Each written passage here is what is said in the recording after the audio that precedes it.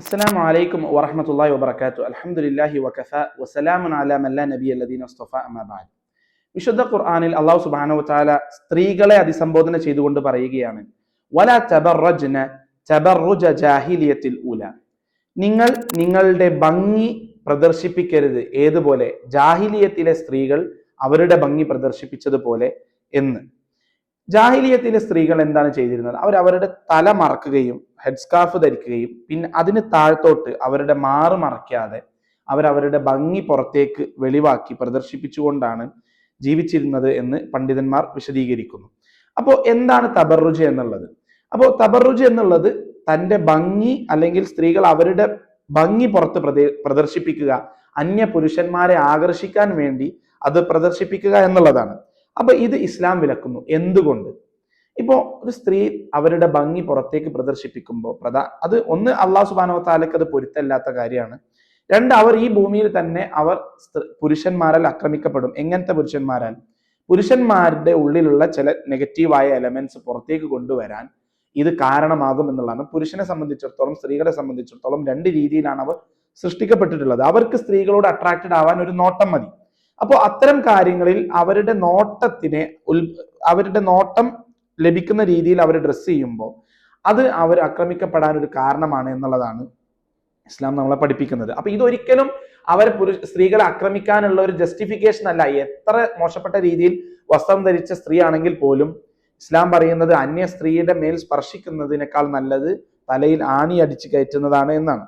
പക്ഷേ അതോടൊപ്പം തന്നെ സ്ത്രീകളോടും എന്ത് ചെയ്യുന്നു? ഇത് ചെയ്യരുത്, ഇത് മാന്യമായ രീതിയിൽ വേണം വസ്ത്രം ധരിക്കാൻ എന്ന് ഇസ്ലാം ആവശ്യപ്പെടുകയും ചെയ്യുന്നു. ഇപ്പൊ ഒരു സ്ത്രീ പറയാണ്, എന്തിനാ ഞാൻ എൻ്റെ വസ്ത്രം നിയന്ത്രിക്കുന്നത്?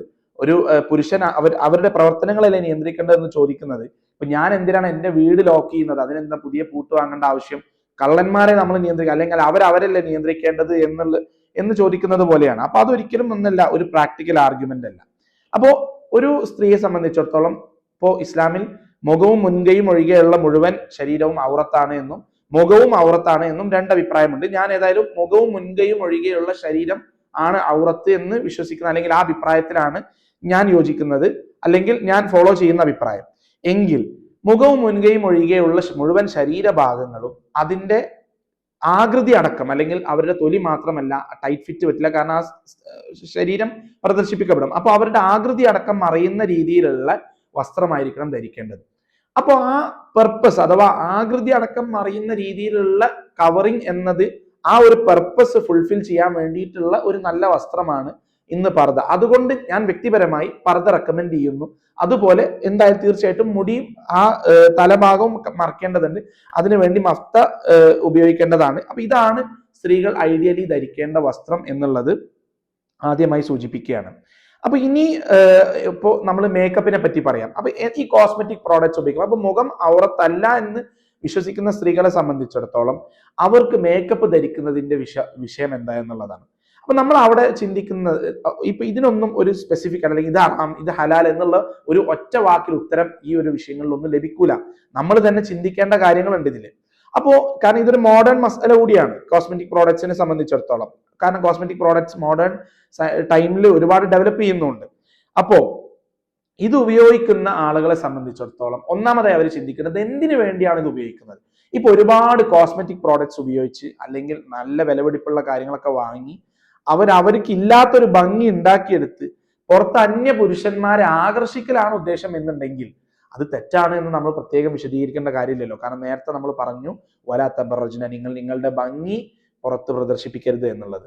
ഇനി ഒരു സ്ത്രീ അവരുടെ ഒരു മുഖത്ത്, മുഖം ഔറത്തല്ല എന്ന് വിശ്വസിക്കുന്ന സ്ത്രീ അവരുടെ മുഖത്തുള്ള അവർക്കൊരു കോൺഫിഡൻസ് ഇല്ലായ്മ ഉണ്ടെങ്കിൽ വളരെ ലൈറ്റ് ആയിട്ടുള്ള മേക്കപ്പും കാര്യങ്ങളൊക്കെ യൂസ് ചെയ്ത് അവർക്കൊരു അവരുടെ മെയിൻ ഉദ്ദേശം അട്രാക്ഷൻ അല്ല എന്നുണ്ടെങ്കിൽ തീർച്ചയായിട്ടും ഞാൻ അതിന് പേഴ്സണലി റെക്കമെൻഡ് ചെയ്യില്ല. കാരണം അവരുടെ രൂപം എന്താണോ അത് അതുപോലെ തന്നെ നിലനിർത്തുന്നതാണ് ഏറ്റവും നല്ലത്. ഇനി അങ്ങനെ ഒരു സ്ത്രീ ചെയ്തു കഴിഞ്ഞാൽ അതൊരു വലിയ ഗുരുതരമായ തെറ്റാണ് എന്ന് പറയാൻ പറ്റില്ല എന്ന് ഞാൻ വിശ്വസിക്കുന്നു. ഇനി ഇതാണ് ഇതിനെപ്പറ്റി, മേക്കപ്പിനെ പറ്റി ആകത്തുക പറയാനുള്ളത്. അപ്പൊ നിങ്ങൾ മനസ്സിലാക്കേണ്ട കാര്യം, അന്യ പുരുഷന്മാരെ ആകർഷിക്കുക എന്ന ഉദ്ദേശത്തോടു കൂടി നിങ്ങൾ എന്ത് ചെയ്താലും അത് പ്രശ്നമാണ്. അതിന്റെ താഴത്തോട്ട് നിങ്ങൾ എന്ത് ചെയ്തു കഴിഞ്ഞാലും അതിൽ ഒഴിവാക്കപ്പെടേണ്ട കാര്യങ്ങളുണ്ട് എന്നുള്ളത് കൂടി മനസ്സിലാക്കും. ആളുകൾക്കൊരു ധാരണയുണ്ട്, പർദ്ദ ധരിച്ച വ്യക്തമായി അത്തരത്തിൽ വസ്ത്രം ധരിക്കുന്ന ആളുകൾ സ്ത്രീകൾക്ക് മാത്രമേ ഈമാനുള്ളൂ, അല്ലെങ്കിൽ അത്ര രീതിയിലൊന്നും വസ്ത്രം ധരിക്കാത്ത ചുരിദാർ ധരിച്ചതോ അല്ലെങ്കിൽ മുഴുവനായിട്ട് തല മറയ്ക്കാത്തതോ ഒക്കെ ആയിട്ടുള്ള സ്ത്രീകൾക്ക് ഈമാൻ ഇല്ല, അവരതിന്റെ പേരിൽ ഈമാൻ അളക്കുക എന്നുള്ളതൊക്കെ നമ്മൾ കണ്ടുവരാറുണ്ട്. മനസ്സിലാക്കേണ്ടത് മറ്റുള്ളവരുടെ ഈമാൻ അളക്കുക എന്നുള്ളത് നമ്മുടെ ഉത്തരവാദിത്തമല്ല. ഇനി പർദ്ദ ധരിക്കുന്ന അല്ലെങ്കിൽ അത്തരത്തിൽ വസ്ത്രം ധരിക്കുന്ന സ്ത്രീകൾ ആ വിഷയത്തിൽ സൂക്ഷ്മത പാലിച്ചു, അൽഹംദുലില്ലാ. അവർ മറ്റുള്ള വിഷയത്തിൽ എങ്ങനെയാണെന്ന് നമുക്കറിയില്ല. അതുപോലെ പർദ്ദ ധരിക്കാത്ത സ്ത്രീകൾ ആ വിഷയത്തിൽ അവർക്ക് ഒരു സൂക്ഷ്മത കുറവ് സംഭവിച്ചു, എന്നാൽ അവർ മറ്റു പല വിഷയങ്ങളിലും എങ്ങനെയാണ് എന്നുള്ളത്, അള്ളാഹുവിനോട് അടുത്ത ആളുകളാണോ എന്നുള്ളത് നമുക്കറിയില്ല. അപ്പോൾ അത്തരത്തിൽ മറ്റുള്ള ആളുകളുടെ ഈമാൻ അളക്കുന്ന പ്രവർത്തികൾ നമ്മളിൽ നിന്ന് ഉണ്ടാവാൻ പാടില്ല, അത്തരം സംസാരങ്ങളും നമ്മളിൽ നിന്ന് ഉണ്ടാവാൻ പാടില്ല. നമുക്ക് മാന്യമായി ഉപദേശിക്കാം, മാന്യമായി സംസാരിക്കാം. അവർക്ക് എന്തെങ്കിലും വീഴ്ച സംഭവിച്ചിട്ടുണ്ടെങ്കിൽ മനസ്സിലാക്കുക, ഈ ഉപദേശിക്കാൻ പോകുന്ന എനിക്കും ഒരുപാട് വീഴ്ചകൾ സംഭവിക്കുന്നുണ്ട്, അത് മനസ്സിൽ ഉൾക്കൊണ്ടുകൊണ്ടായിരിക്കണം നമ്മൾ മറ്റുള്ളവരെ ഉപദേശിക്കേണ്ടത് എന്ന് കൂട്ടത്തിൽ ഉണർത്തുന്നു. വാഹിർ ദഅ്വാന അൽഹംദുലില്ലാഹി റബ്ബിൽ ആലമീൻ. അസ്സലാമു അലൈക്കും വറഹ്മത്തുള്ളാഹി വബറകാതുഹു. ولا تعجل بالقرآن من قبل أن يقضى إليك وحيه وقل رب زدني علما.